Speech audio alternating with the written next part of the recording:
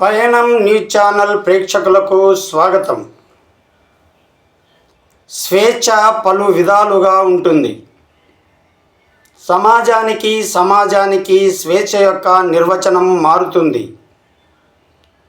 ఉదాహరణకు యూరోపియన్ దేశాలలో వ్యభిచారం చట్టబద్ధమైనది.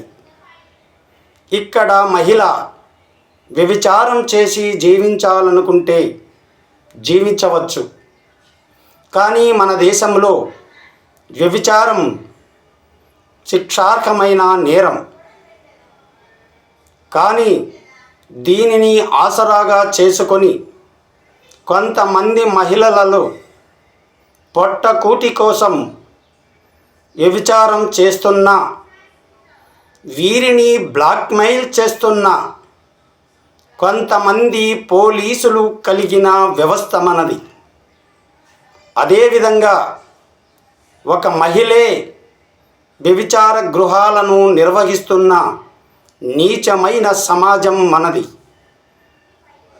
అదేవిధంగా బాలికలను వ్యభిచారం రొంపులేకి దించుతున్న కొంతమంది క్రిమినల్ మాఫియా గ్యాంగులకు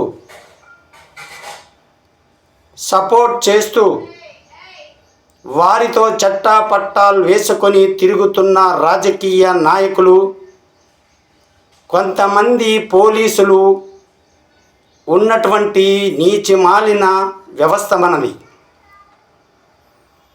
వ్యభిచారం చట్టబద్ధమైన యూరోపియన్ దేశాల కంటే వ్యభిచారం శిక్షార్హమైనటువంటి మన దేశంలోనే వ్యభిచారంతో కొంతమంది పెద్దలు వ్యభిచారంతోనే జీవిస్తున్నటువంటి వ్యవస్థ మనది.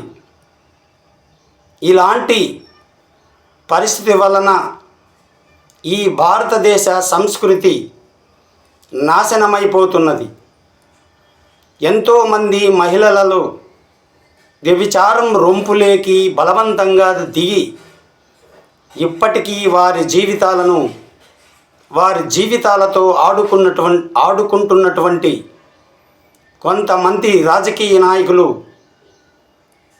మాఫియా క్రిమినల్ మైండ్స్ కలిగినటువంటి వీరందరి మీద చర్యలు తీసుకొని ఈ దేశాన్ని కాపాడాలని, ఈ రాజ్యాంగంలో ఉన్నటువంటి ఈ యొక్క చట్టానికి న్యాయం చేయాలని చెప్పేసి ప్రజలందరూ కోరుకుంటున్నారు.